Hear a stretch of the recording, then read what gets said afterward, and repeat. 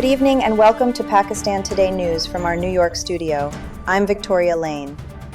We begin with rising tensions in the Gulf, where Iran has once again tightened its control over the Strait of Hormuz. Iranian military officials say the strategic waterway has returned to a restricted state, blaming ongoing United States naval blockades of its ports. Tehran has warned that continued pressure could lead to a complete closure of the strait, a move that would have major global implications. Iran has also rejected U.S. claims regarding the transfer of enriched uranium abroad, calling such statements false and insisting its nuclear material will remain inside the country. Despite these developments, Iran has partially reopened its airspace for international transit, signaling a limited attempt at de-escalation. However, the situation remains volatile, with global shipping and oil markets on edge. Meanwhile, U.S. President Donald Trump says Washington will maintain its blockade of Iranian ports if a peace deal is not reached. Speaking to reporters, Trump warned that he may not extend the current ceasefire set to expire on Wednesday. He added that without an agreement, military action could resume, stating that the U.S. may start dropping bombs again. While the U.S. president expressed some optimism about a possible deal, significant differences remain unresolved, particularly over shipping access and nuclear-related demands. Amid these tensions, Egypt's Foreign Minister Badr Abdelhadi says there is growing hope for a diplomatic breakthrough. Speaking at the Antalya Diplomacy Forum, he indicated that a potential peace agreement between Iran and the United States could be reached in the coming days.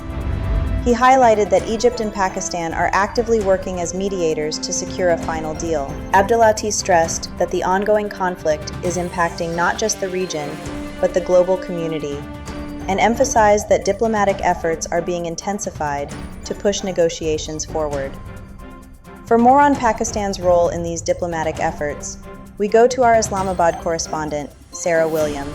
Pakistan has stepped up its diplomatic engagement in recent days, positioning itself as a key mediator in the Iran-US tensions.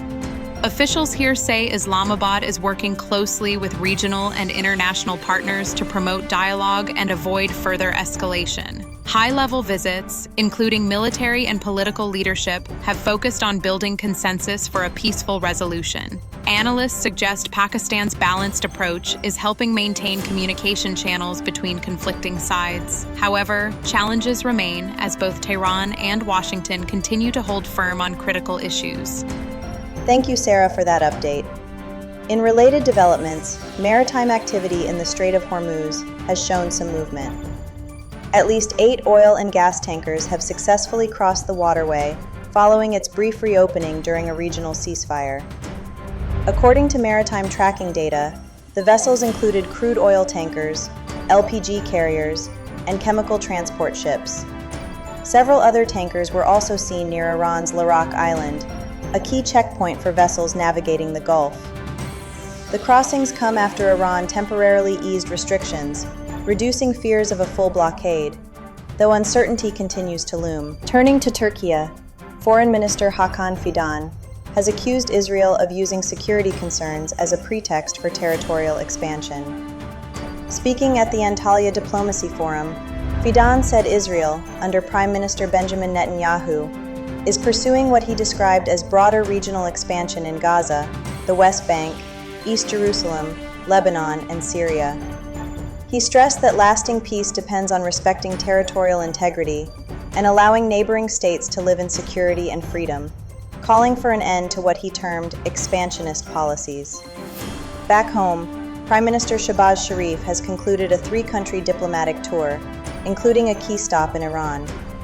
In a statement shared on social media after his visit to Turkey, he said the trip reaffirmed strong bilateral ties and Pakistan's commitment to regional peace. Meanwhile, Chief of Defense Forces General Asim Munir and Interior Minister Mohsin Naqvi have also completed a 3-day visit to Iran. Their discussions with Iranian leadership, including President Masoud Pezeshkian, focused on de-escalation, dialogue, and achieving lasting stability in the region.